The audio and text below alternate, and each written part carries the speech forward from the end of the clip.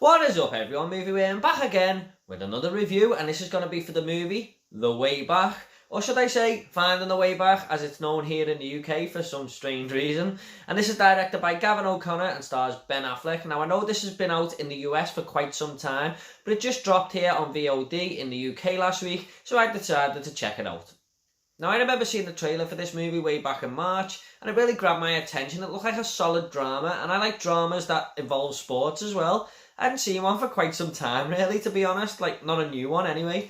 And Ben Affleck is usually solid in every movie he's in, so I had a firm interest in this film.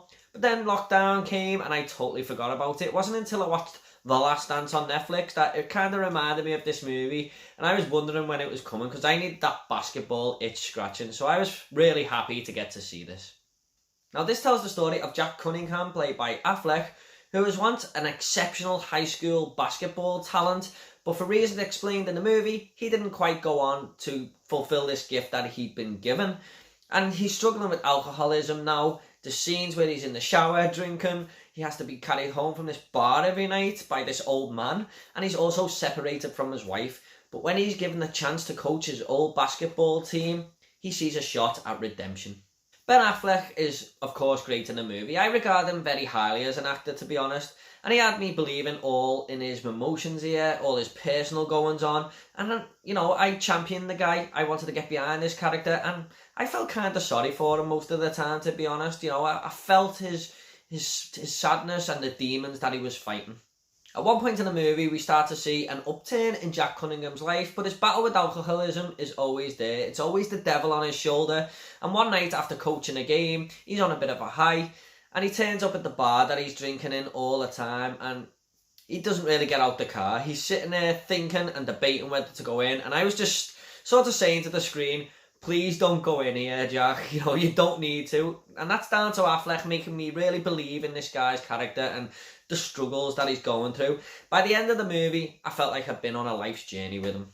And even though he's been away from basketball for a while, when he comes back to coach this team, you can actually see his passion that he once had for the game. You know, he's screaming on the touchline constantly. He's drilling the winning mentality into his players. And it's really, really good to see that side of him too.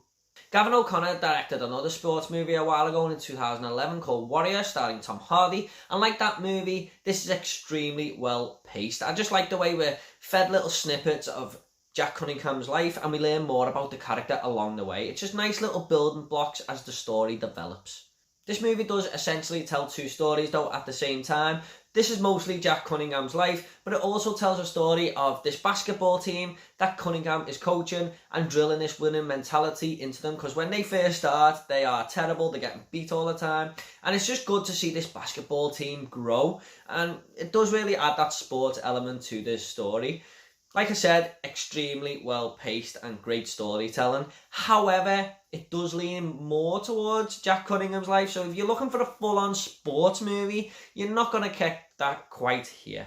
One of the best aspects about The Way Back though is the way it just captures emotion, not just with Affleck's character, but with the whole basketball team as well, like I mentioned. There is two different stories, but I just like to see, you know, these characters going through the joy and, you know, all the upturns in their life.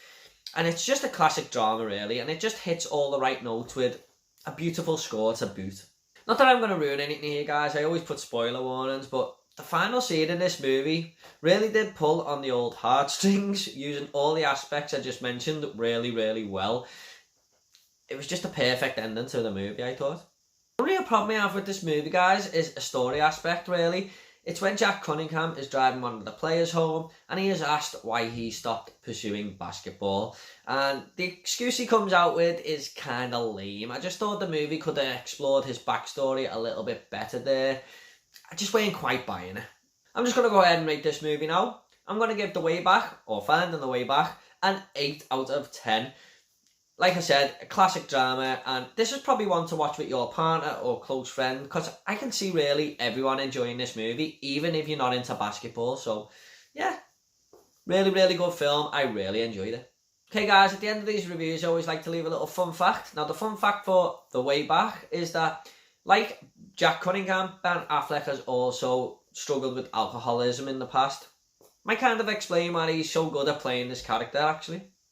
Okay guys, I hope you all enjoyed this video. If you want to subscribe, it's up to yourself. Got a lot more reviews coming, lots more different videos. And if you want to comment about the way back, please let me know down below. I will reply to every single one of you, I promise.